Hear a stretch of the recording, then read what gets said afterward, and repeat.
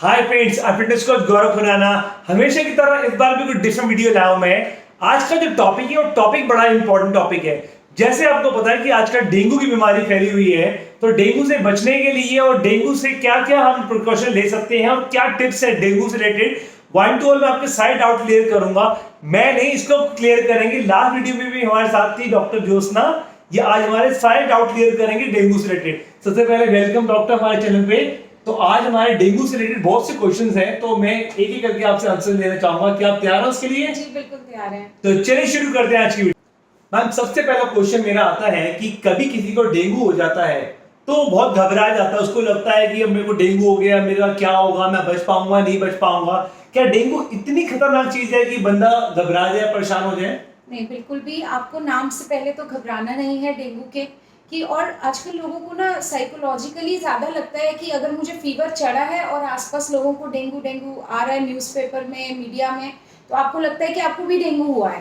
पहली बात तो डेंगू हर किसी को नहीं हो सकता है, और 5-7 डेज के बाद ही आप इसका पता लगा सकते हैं कि आपको डेंगू है भी या नहीं है। सो डेंगू नाम से ही अगर आप घबरा जाएंगे तो हम पहले ही साइकोलॉजिकली डाउन हो जाते हैं। फिर हमारी उस बीमारी से लड़ने की क्षमता वैसे भी कम हो जाती है। जब आपका कॉर्टिसोल लेवल बढ़ता है, आपके स्ट्रेस हार्मोन्स बढ़ते हैं, तो बीमारी से लड़ने की क्षमता एक तौर पे आप खुद ही कम कर लेते हैं। तो सबसे पहले तो डेंगू नाम सुन के आपको घबराना नहीं है। अब जो भी हुआ है उससे लड़ना है, अगर है तो भी, अगर नहीं है तो भी। तो मैम, एक क्वेश्चन और पूछना चाहूंगा कि जैसे हमें नॉर्मल वायरल होता है या कोई प्रॉब्लम होती है, हम लोग केमिस्ट से लेके आजकल देखा होगा काफी लोग केमिस्ट पे जाके मेडिसिन ले लेते हैं, तो क्या डेंगू का ट्रीटमेंट भी हम लोग केमिस्ट से लेके मेडिसिन लेकर सकते हैं? नहीं, सबसे पहले तो डेंगू का कोई ट्रीटमेंट ही नहीं होता। ये तो अपना इसका इंक्यूबेशन पीरियड होता है, ये उसके बाद ये वायरस अपने आप ही खत्म हो जाता है आपकी बॉडी में से। इसके लिए आपको प्लेंटी ऑफ फ्लूइड्स लेने पड़ते हैं, वो भी शुगरी फ्लूइड्स आपको अवॉइड करने चाहिए इस दौरान जब भी आपको इस तरह का फीवर हो। और एक खास ध्यान रखना है लिवर, किडनी, हार्ट और बीपी के पेशेंट्स को। वो भी लोगों की देखा देखी खूब पानी पीने लगते हैं, तो उनके लिए उनकी प्रिकॉशन पहले है। जो उनको ऑर्गन डिजीज हो रखी है उनके लिए ऑब्वियसली डेंगू क्या कोई भी वायरस जो है वो ज़्यादा डेंजरस होता है, जानलेवा होता है एज कम्पेयर टू बाकी लोगों के, नॉर्मल लोगों के जिनको प्री एग्जिस्टिंग ऑर्गन प्रॉब्लम्स हैं। तो अपनी प्री एग्जिस्टिंग प्रॉब्लम से रिलेटेड प्रिकॉशंस को भूलना नहीं है। ये नहीं कि डेंगू के चक्कर में आप उस ऑर्गन को फेल कर बैठे। तो सेल्फ मेडिकेशन तो पहली बात बिल्कुल भी रिकमेंडेड नहीं है इसमें। और एक चीज़ मैं देखती हूँ डेंगू में, और या कोई भी चिकनगुनिया है या किसी भी वायरल फीवर में, बॉडी एक बहुत ज़्यादा होता है। और लोग कॉमनली, लोगों को आदत पड़ चुकी है, कॉम्बी फ्लेम नाम की दवा मार्केट में अवेलेबल है, उसको लेते हैं, और वो इस बीमारी को और तेज़ी से बढ़ा सकती है। इस बात का ध्यान रखिएगा कि सेल्फ मेडिकेशन आपने बिल्कुल नहीं करनी है। और जिनको प्री एग्जिस्टिंग डिजीज़ है उनको तो बिल्कुल भी नहीं खानी है इस तरह की दवाइयाँ अपने आप से, बिना डॉक्टर की कंसल्ट किए। क्रोसिन नाम की एक दवा है, पैरासीटामोल जिसे बोलते हैं, सिर्फ वो आप सेफली ले सकते हैं। 6 to 8 आवरली आप उसको ले सकते हैं, वो भी बहुत हाई फीवर होने पर ही। तो क्या मैम, जो डेंगू का ट्रीटमेंट है क्या ये घर पे हो सकता है या इसके लिए हॉस्पिटल में एडमिट होना ही पड़ेगा? नहीं, हर पेशेंट को इसके लिए एडमिट नहीं होना पड़ता है, केवल उन्हीं को एडमिट होना पड़ता है जिनको इसके साथ और नए इश्यूज डेवलप होते हैं, जैसे कि रैशेज होते हैं, ब्रूजिंग हो जाती है, ब्लड स्किन के अंदर से भी थोड़ा थोड़ा ब्लड निकलने लगता है। इसका मतलब ये होता है कि आपका प्लेटलेट काउंट बहुत गिर चुका है। और जिनकी भूख लगनी बंद हो जाती है, ये धीरे धीरे सिम्टम आगे बढ़ते हैं। इसकी भी एक क्रोनोलॉजी होती है, जैसे पहले आपको भूख लगनी बंद होती है, फिर धीरे धीरे आपको परेशानी, मतलब आप और कमज़ोरी फील करते हैं, फिर लीवर में सूजन आने के कारण आपके प्लेटलेट्स भी गिरने स्टार्ट हो जाते हैं, फिर आपको स्किन इश्यूज़ यानी कि रैशेज वगैरह आने स्टार्ट होते हैं। तो ऐसे ये सीवियरिटी दिखाते हैं बीमारी की, और इसमें डॉक्टर को कंसल्ट करना या हॉस्पिटलाइजेशन की ज़रूरत केवल इन्हीं लोगों को पड़ती है। ओके, जैसे कि मैंने काफी लोगों से सुना है कि डेंगू के टाइम पे वो अपने घरेलू नुस्खे शुरू कर देते हैं, ये पपीते के पत्ते, कीवी खा लेते हैं या ऐसी कुछ चीजें हैं, तो इसका कोई बेनिफिट होता है या नहीं? नहीं, इन सब चीज़ों से कोई खास बेनिफिट नहीं होता, लेकिन एक प्लेसिबो इफेक्ट होता है कि हाँ मैंने कुछ किया, वो बस यही वाला इफेक्ट होता है कि हमने कुछ किया। बट इन सब चीज़ों से कुछ नहीं होगा करने से। बेटर है कि आप शुड पहले ही हमेशा प्रोफाइलेक्टिक अगर आप ट्रीटमेंट लेते हैं। आपको ये पता है हर साल डेंगू आता है, बारिश के बाद कॉमन है, मॉस्किटो ग्रोथ होती है, तो डेंगू, चिकनगुनिया ये सब फैलते ही हैं। तो इसके लिए अगर हम पहले से ही क्यों ना प्रिपेयर होके चले, अपनी फिटनेस और राइट न्यूट्रिशन पे ध्यान दिया जाए, ताकि ये बीमारियां हमें कैच ही ना करें, हमारी इम्यूनिटी अच्छी रहे। क्योंकि ये कैच उन्हीं को करती है जो नॉन एक्सरसाइजिंग और अनहेल्दी ईटिंग वाले इंडिविजुअल्स होते हैं। तो अगर अपनी फिटनेस पे आप ध्यान देंगे तो ये इनमें से कोई भी चीज़ आपको ज़्यादा परेशान नहीं कर सकती है।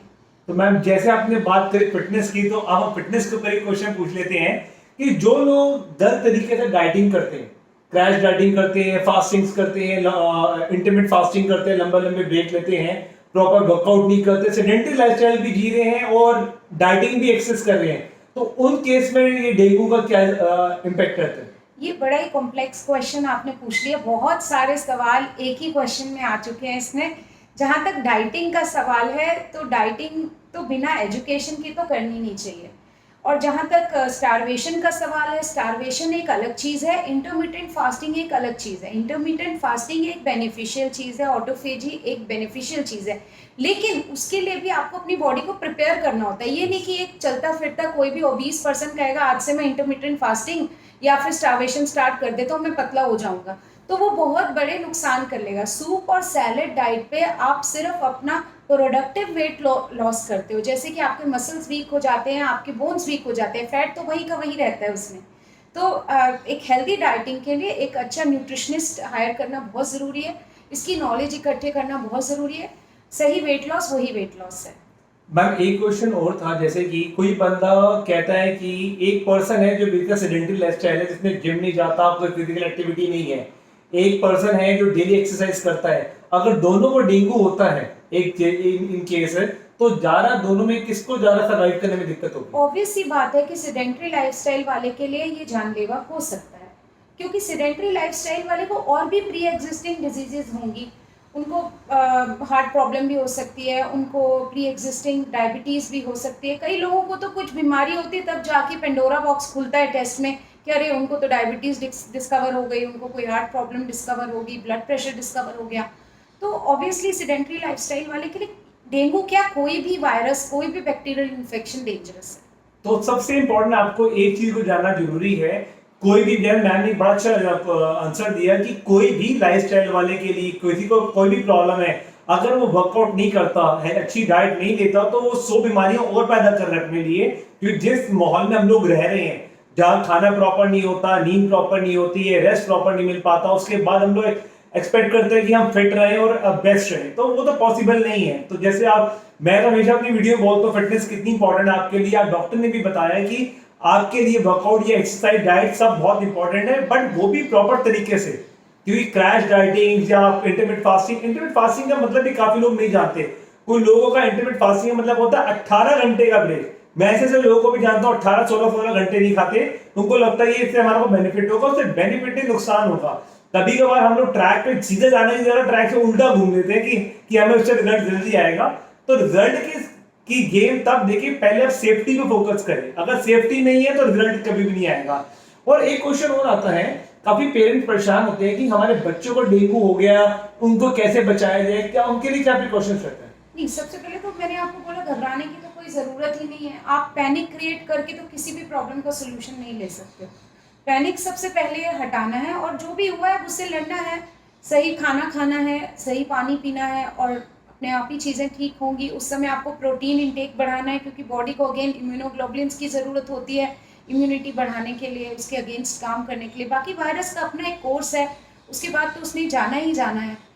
और इस बीच अगर आपको कोई सेकेंडरी इन्फेक्शन हो जाता है फिर वो दिक्कत हो जाती है, जैसे टाइफॉइड वगैरह। जो लोग डेंगू में बाहर घूमते हैं, तो रेस्ट बहुत ज़्यादा इंपॉर्टेंट है, स्लीप बहुत ज़्यादा इंपॉर्टेंट है, और plenty of fluids, keeping in mind the organ failure precautions जो पेशेंट्स इससे सफ़र कर रहे हैं। तो देखिए, अब ये मैं कहता हूं तो आप लोग विश्वास करें ना करें, आज डॉक्टर भी यही बात बोल रहे हैं कि प्रोटीन कितना इंपॉर्टेंट है। हम किसी क्लाइंट को अगर हम बोलते हैं ना कि मैम अपनी डाइट के अंदर प्रोटीन डाइट ऐड कीजिए, उनको लगता है, उनका पहला क्वेश्चन होता है, मेल हो या फीमेल हो, कि इससे मेरी किडनी खराब तो नहीं होगी, इससे मेरा लीवर खराब। मैं सप्लीमेंट की बात ही नहीं कर रहा, I am talking about general diet. अगर हम किसी को डाइट चार्ट बोलते हैं ना कि आप डाइट में अंडे लें, आप चिकन लें, कोई कह रहे हैं वेजिटेरियन है तो हम उसको बोलते हैं सोया लें, पनीर लें, तो वो कहते सर इतना प्रोटीन खाएंगे तो हमारी किडनी खराब नहीं होगी। तो सोचो, डॉक्टर, लीवर की डॉक्टर आपको अगर ये बोल रही है प्रोटीन, तो सोचिए ये तो हम डेंगू की बात कर रहे हैं, क्या सिर्फ डेंगू के लिए ही प्रोटीन खाना चाहिए क्या? नहीं नहीं, प्रोटीन डाइट तो वैसे भी रखनी चाहिए। देखिए, हमें अपने आप को एज अ वॉरियर प्रिपेयर करके रखना चाहिए। जिस तरह कोविड आया, कई इन्फेक्शंस आते रहते हैं हवा में, एयरबॉर्न होते हैं, वाटरबॉर्न होते हैं। अगर हम लोग प्रिपेयर्ड रहेंगे तो इन्फेक्शंस हमारा कुछ भी नहीं कर सकते। वही बात आ जाती है घूम फिर के कि सही लाइफस्टाइल और सही डाइट और एक्सरसाइज, ये चीज़ें अडॉप्ट करने से आप बहुत सारी बीमारियों से बच सकते हैं। आप पहले से प्रिपेयर रह सकते हैं इसके लिए। और किडनी के लिए प्रोटीन खैर बिल्कुल भी डेंजरस नहीं होता है, और हम चाह कर भी अपना डेली का प्रोटीन पूरा नहीं कर सकते। इतनी सैटिस्फैक्ट्री लेवल होता है प्रोटीन में। जिस तरह कार्बोहाइड्रेट वाला खाना आप जितना मर्जी खा ले, आप रजते नहीं है, आपका मन नहीं भरता। लेकिन प्रोटीन वाला खाना आप ज़्यादा चाहकर भी खा ही नहीं सकते, क्योंकि बॉडी सेटिस्फाई हो जाती है थोड़े से ही खाने में। हम चाहकर भी अपना प्रोटीन इंटेक पूरा नहीं कर पाते हैं, तो ओवर इंटेक ऑफ प्रोटीन तो नेक्स्ट टू इम्पॉसिबल ही है। बट इंडिया में क्या होता है कि कार्ब फैट ज्यादा आपके पास, तो आपको तो लीवर का डिपार्टमेंट है, किसी ने आपको पूछा कि कितनी अल्कोहल पीने से लीवर खराब होता है? सबको पता है कि अल्कोहल एक्सेस लेने से लीवर खराब होगा, ठीक है। बट बात आती है प्रोटीन की, नहीं सर प्रोटीन शेक में तो वो होता है, प्रोटीन शेक में ये होता है। देखिए मैंने पहले ही बताया कि प्रोटीन शेक की रिक्वायरमेंट तब पड़ती है जब आप अपनी नेचुरल डाइट से प्रोटीन नहीं ले सकते। हर एक को सप्लीमेंट लेने की जरूरत नहीं है, पर सप्लीमेंट की जरूरत भी तब पड़ती है जब आप अपनी नेचुरल डाइट से नहीं ले सकते। मैम भी यही बात बोली कि जितनी हमें प्रोटीन की रिक्वायरमेंट है उतनी भी नहीं ले रहे हैं, और हमारा हर बॉडी का सेल हर चीज प्रोटीन से बनी हुई है। आप बालों के लिए केराटिन थेरेपी कराते हो, आप स्किन के लिए, मतलब आपकी हर चीज के लिए प्रोटीन चाहिए आपको। तो प्रोटीन से डरना नहीं है, और डेंगू से तो बिल्कुल भी नहीं डरना है इस वीडियो देखने के बाद। तो सबसे इंपॉर्टेंट क्या चीज आई आज के मेन जो हमारा टॉपिक था कि कोई भी चीज इतनी भारी मत कर लो अपने ऊपर कि उसका आप लोड ही ना ले पाओ। तो सिंपल सा चीजों में मैम ने आपको एक्सप्लेन किया कि डेंगू भी आप उसको स्टार्टिंग में पकड़ लें तो वो भी नुकसान नहीं देगा। तो सबसे इंपॉर्टेंट मेन जो मैम ने अपना टाइम दिया, thank you so much ma'am अपना टाइम देने के लिए और हमारे व्यूअर को एक अच्छी नॉलेज देने के लिए। तो इसी तरह की अगर वीडियो अच्छी लगती है तो चैनल को लाइक करें, शेयर करें, सब्सक्राइब करें। Thank you.